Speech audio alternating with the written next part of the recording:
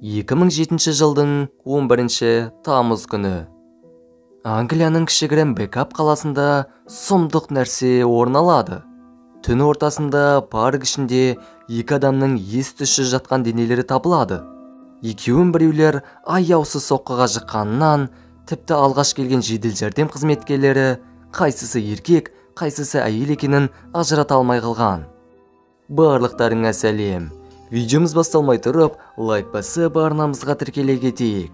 Ендеше, сіздермен бірге QRF ұжымы, бүгін біз Софи Ланкастердің жұмбақ өлімін қысқаша баяндап береміз.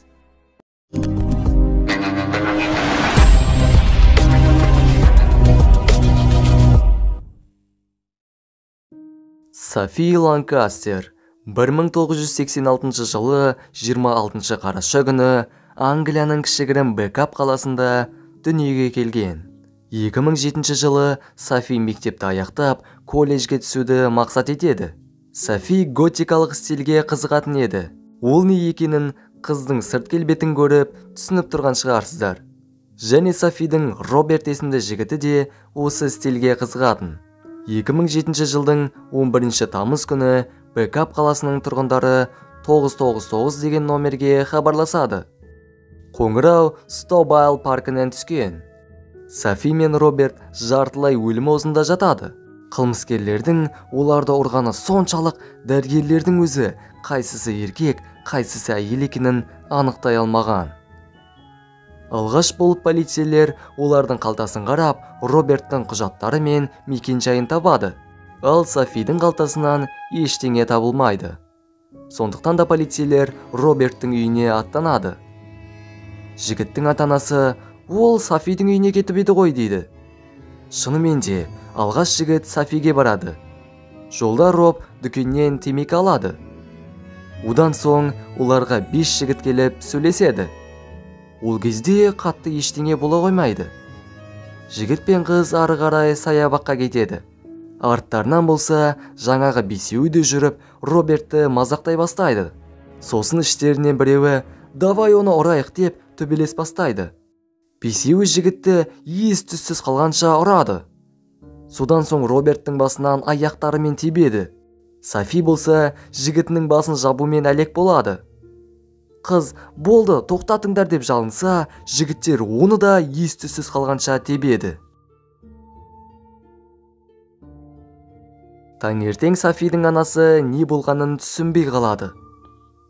Мен дүкеннен үйге керек нәрселерді алып келдім. Есікте қағаз қыстырулы тұр екен. Ол полициядан келгенін көрдім. Содан соң не болды екенін деп түсінбей тұрдым. Қағаздың ішінде тезірек хабарласуын сұраған екен.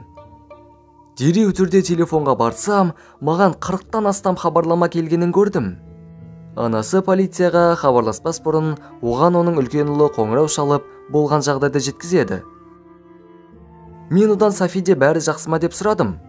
Ол болса, «Е, бәрі жақсы, қазір ол реанимацияда» деп жауап берді. Мен сонда реанимациядағы адамда қалай бәрі жақсы болады деп ойладым.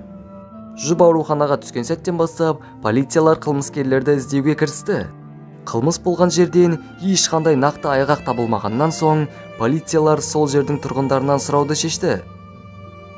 24 сағат өткен соң, офицер қылмыскерлердің есімдерін анықтайды.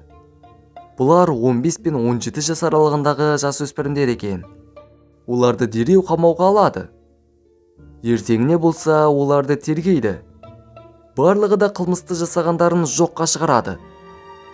Сол күні Роберт комадан оянады. Бірақ 11 тамызда болған оқиға оның есінде қалмапты. Ал Софидің жағдайы күннен күнге нашарлай берді. 21 тамызда дәрігерлер қыздың миына топография жасайды. Солай ата-анасы өмірдегі ең ауыр шешім қабылдауға мәжбүр болады. Софи енді қалыпты жағдайға келе алмайды.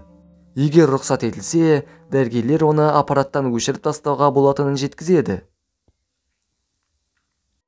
Қыз көз жұмған соң, қылмыскерлердің жазасы одан сайын күшейтіледі. Полициялар бұл іс бойынша оларға мәңгілік бас бостандығынан айырылуы мүмкін екенін жеткізгенде, барлығы бірін-бірі сатып бастайды. 6 қыркүйек күні қылмысқа қатысты бесеуіне де айып тағылады. Сосын арасындағы біреуінің қорғаушысы оның аутизммен ауыратынын ескертеді. Бірақ эксперттер тексеріп қараса, ол аутист емес болып шығады. Наурыз айында алғашқы сот болады. Аутистпін деген бала алғашқы күннен ақ Софидің өліміне қатысы бар екенін ашық айтады. Зерттеу барысында Софидің басынан 2 жігіт тепкені анықталады. 27 наурыз күні 2 жігітке өмір бойына, ал 3 жігітке 4 пен 5 жыл уақыт арасында бас бостандығынан айырылу туралы жаза беріледі.